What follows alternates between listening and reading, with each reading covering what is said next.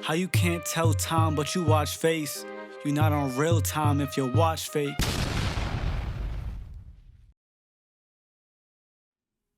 What's up, y'all? It's JP, and today we got Guard Academy episode 3. I've already given y'all the blueprint for making a build and how to get open, so now it's time that I teach y'all how to make reads as a guard. Having the ability to set your teammates up and hitting them on time for easy shots is very important as a guard. I got a couple Pro-Am and Rec clips where I was playing with some of these people for the very first time, just to show ya that these reads work with randoms as well as a full 5. We're gonna go over how to actually read the defense and their rotations, as well as how to scan the floor quickly off catches or when you're bringing the ball up. I'm about to help y'all become a playmaker from the ground up, so let's get right into it. Let's start off with how to read the defense. Here you see we run a pick and roll. Now every time you do a pick and roll, you need to watch the help defenders. Most guards just force the pass to the big man, so people overreact to the center or even any cut almost every time. If the center's open, you obviously want to hit him, yes, but most times the corner or wing defender runs down like you see here, and your shooters will be open, so make sure you look for them too as well as the center. Once you start hitting your shooters, the center will start to be wide open for his dunks and vice versa. Knowing where the rotations or help is coming from is the first step in becoming a better playmaker. Once you see these habits, you'll be able to call cuts like this as a misdirection to draw help, and you'll find open threes just like this. Again, watch where the help wants to go. Even if your teammate spacing isn't the best like you see right here, we see the center wants to drop and nobody's covering our corner shooter, so make that easy read. Most big men have the habit of wanting to protect the paint, so they'll leave their shooters open the most. Just pay attention to their positioning, and then making reads is going to become a lot easier. Now, let's cover what you want to look for when you bring the ball up the court. I usually look at how far the defenders are off my shooters and where they're positioned. In this clip, you see how far they're playing off sharp takeover? You have to be able to notice these little things and hit your teammates quick for a potential shot.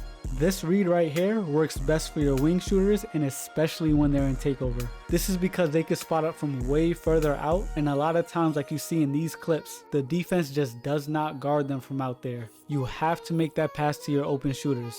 Now you see here, they're in a 2-3, so I know that they want to help off the wings, so it's as simple as attack to draw that help and pass quick for the wide open shot. Once you're able to understand how to scan the floor and read where the help is going to be coming from, you're going to be able to make reads for your teammates much faster.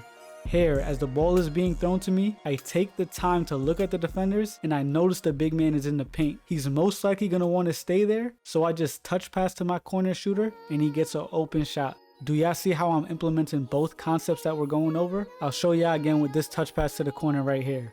Like I said, while the ball is coming towards you, you want to scan the floor for where your shooters are and where their defenders are positioned. Then, off your catch, like I do right here, you could read the defense and see how they react. This defender runs up when he's supposed to be in the corner, so I just hit my shooter and he's wide open. The more you pay attention to how the defense is moving, you'll realize that the passes you're making are going to start catching defenders off guard, and you'll be able to make those passes a lot faster.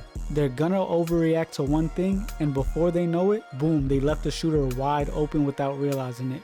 As a point guard, you have to constantly be surveying the court, because some of these decisions you have to make very quickly before the scoring opportunity closes. You need the ability to scan the floor for open shooters and cutters when you're bringing the ball up the court, as well as understand where the help or rotation is gonna come from when your team makes those moves. The last thing I want to cover briefly is just hitting the open cutter or your center on a roll. It's very basic, but I guess I have to mention it. There's nothing too advanced to it besides seeing your center or cutter wide open and just passing it to them. Now, for all my non-guards out there, please listen closely. Space the floor and stop cutting randomly. Give your guard a chance, or at the very least, give your offense a chance. I swear, I'll go one possession with randoms in the rec and they'll cut 17 times in 24 seconds. I didn't even know that was possible. Spacing is what creates these playmaking opportunities, and without that, you limit so much options for your team. But yeah, I don't want to get too much into that, I just had to say it. Maybe I need to make a part 2 for what you should not do in the rec. Anyways, I hope y'all enjoyed and found this helpful. Everybody enjoys playing with the guard that knows how to make a read. So if you use these tips I gave you on how to scan the floor and read defenses, I can promise that you'll notice an improvement in your decision making. Remember, watch where those defenders are positioned and then how they react to your teammates' movements. Once you key in and start noticing their habits, you'll be breaking defenses a lot easier as a playmaker.